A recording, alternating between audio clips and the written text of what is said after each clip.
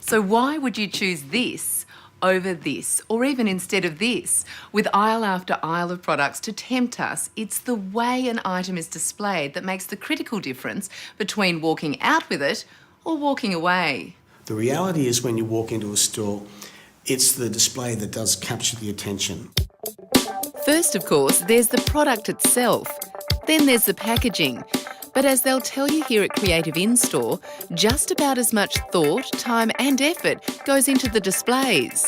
Our displays have to be an extension of the brand, so people have to just get it. You know, they walk into a place and go, wow, that's so good. So how do you create that wow factor? I mean, it's just a shelf, isn't it?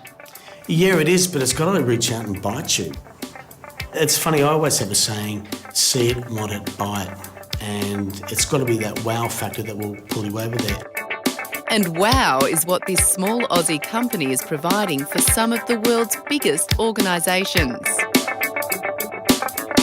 Technologically groundbreaking innovation like this doesn't just happen.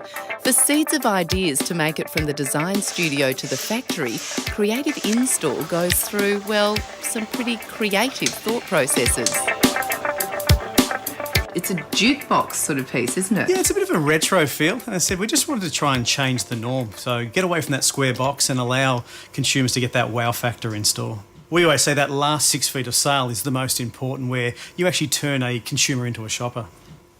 This is the very heart of innovation. This is where ideas come together and where new concepts are born. And it all begins with pen and paper.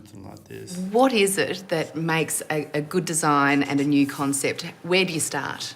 First of all, we start by spending time with our clients and formulating a brief. And then what we do is we'll start off the whole process with just scamps or thumbnails, like what I'm doing here. Any one particular project usually has 3 or 4 minds on it, and we brainstorm at the beginning. We will sit down and go through what our ideas are and debate why that's a better idea than that idea, and then we narrow it down, and then we'll usually have about 3 or 4 concepts that we present back as the first stage. Not only is Creative In-Store Solutions design-driven, they're technologically driven. With technology these days, it's the ability to share and disseminate those ideas to your customer.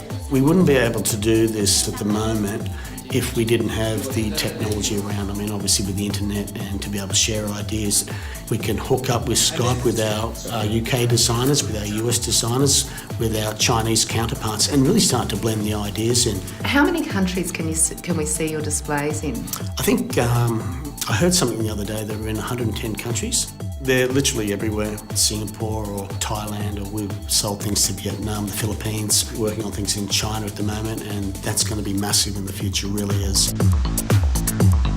Just as the Asia-Pacific market is a critical customer base for this imaginative organisation, China is also instrumental in making Creative In-Store's dreams reality.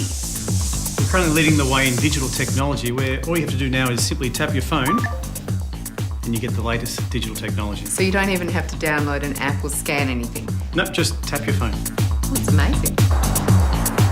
What sort of cultural considerations do you have to take into account when you're dealing with countries in the Asia-Pacific? Well, there's typically colours. Because they symbolise different things in different cultures, don't they? Absolutely. And it's amazing how a great idea will just go viral. And a great idea is a great idea anyway. Great idea is a great idea. It's as simple as that. So while Creative In-Store Solutions is quietly developing its entirely original in-store displays, the impact that this small business is having on the consumer dollar is clearly big business in anyone's books.